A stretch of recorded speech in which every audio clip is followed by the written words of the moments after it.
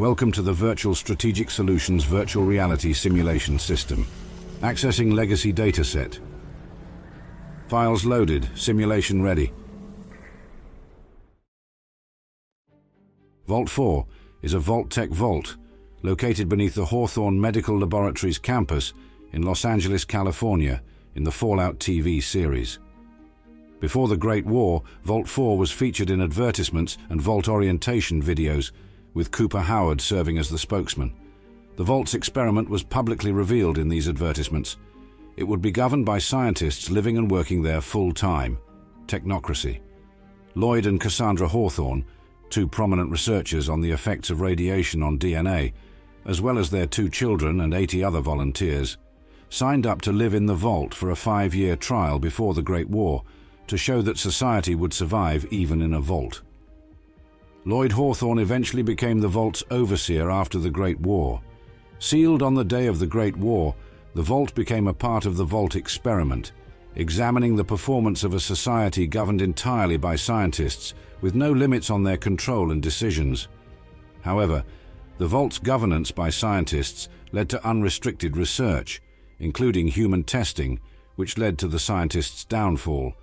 Luring wastelanders into the vault, the scientists subjected them to mutation experiments, including hybridizing humans with radiation-resistant species, leading to the creation of creatures such as gulpers.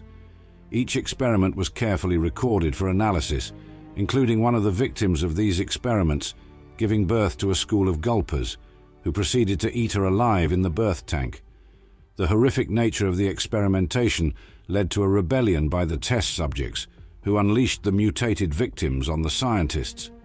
Overseer Hawthorne and his wife tried to barricade themselves outside the specimen laboratory, but the gulpers managed to break through the barricade, eating them both alive.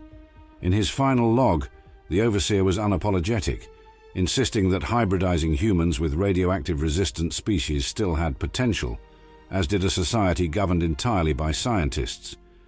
In full control of the vault, the former test subjects decided to use it for the betterment of humanity, establishing a democratic system and instituting a policy of accepting refugees from the outside world, turning them into vault dwellers.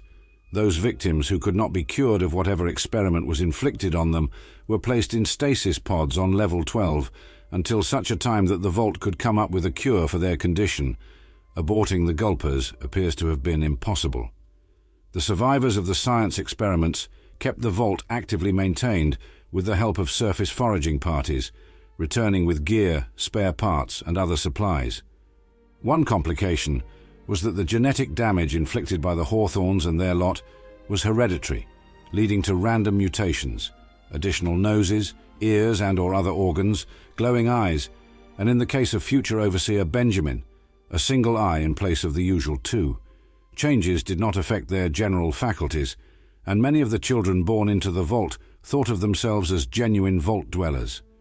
The aforementioned Benjamin, a claimed relative of the gulper who killed the Hawthornes, his great-uncle Peter, considers himself a 5th-generation vault dweller, for example. This policy remained consistent over the generations and was crucial following the bombing of Shady Sands. Fleeing the blast, the survivors were accepted and integrated into the vault family. However, there was some friction with the eccentric overseer Benjamin and his tendency to make inappropriate jokes, such as one about Shady Sands' destruction, which both literally and figuratively was a huge bomb. To cope with the trauma of losing everything, the refugees had regular history lessons on the past, revisiting crucial milestones in the new California Republic's development, such as its 2198 foundation, and kept the memory of Shady Sands alive. The most important part of these efforts to remember were religious rituals performed in the atrium regularly.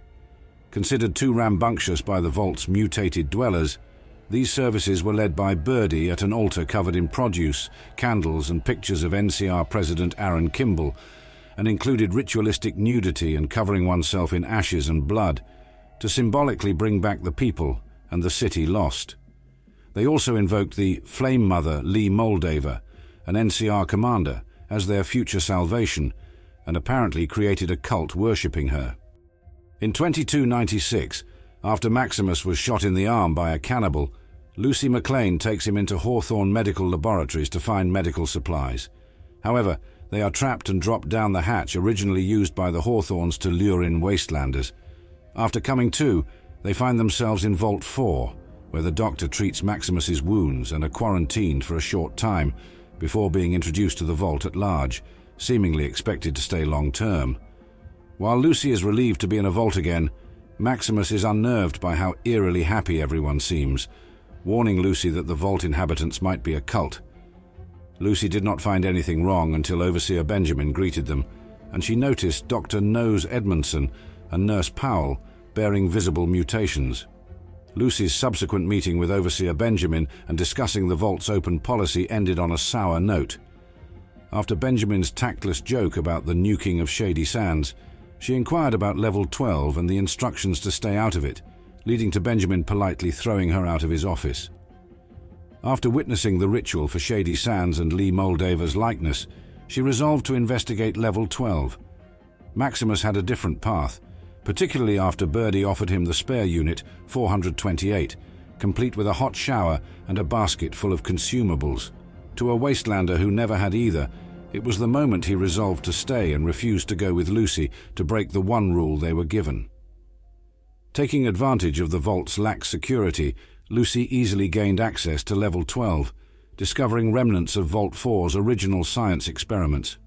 After watching an undated experiment tape showing the horrific Gulper birth and the cryopods holding test subjects the new vault dwellers were unable to save, she concluded that the mutated denizens were responsible for the atrocities.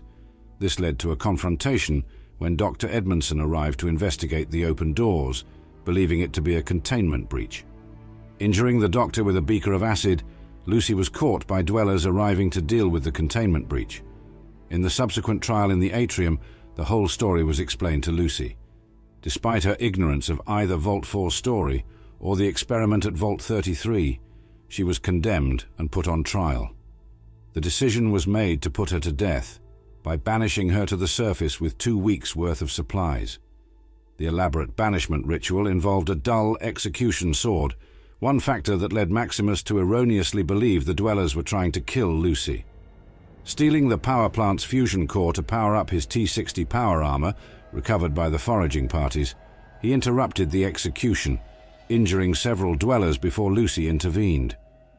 Despite the incident, no further consequences were imposed, aside from banishing them both to the surface. The dwellers did not risk recovering the fusion core, even though backup power would only last a few days. Rather than doom the vault, Lucy persuaded Maximus to return the core and abandon the T-60, which they did by simply dumping it down the trapdoor at Hawthorne Medical, with the elated Vault 4 dweller assigned to scrub the capture room, thanking them up the chute. Vault 4 is located beneath Hawthorne Medical Laboratories building, with the main bunker housing the entrance on a nearby plane, completely desertified by 2296. The Hawthorne building is connected to the vault via a chute located inside the building, repurposed as a trap, luring people in with the promise of medical supplies. The actual vault is identified as Model 96JQ 1164, 12 levels deep, all numbered except for Level 1, the surface identified as G or ground, with the dominant feature being the atrium, a large communal space 3 floors high, used for social gatherings, meals, and other activities requiring the participation of the entire vault. It is designed for 200 inhabitants, with each family provided a living unit in one of the neighborhoods, discrete living quarter areas named, for example, Sycamore Street, that can accommodate 2 adults and 2 children in comfort, protected by 3 feet of lead casing and earth covering. The units are standard design shared with Vault 33 and others, fitted with all the modern amenities. The Overseer's office overlooks the atrium, like in many other vaults, and other facilities used on a daily basis connect to it, such as the classroom. Vault dwellers are free to move around the vault and access even sensitive areas, including the fusion power plant. The only area that's off-limits is Level 12, where the laboratories used by the original scientist contingent are located, including the genetic research laboratory filled with leftovers of their unethical research, and the cryo-suspension tubes, some still occupied. Vault 4 is mentioned as having only 1 foosball table, and the vault's washrooms are said to be confusing for newcomers to use.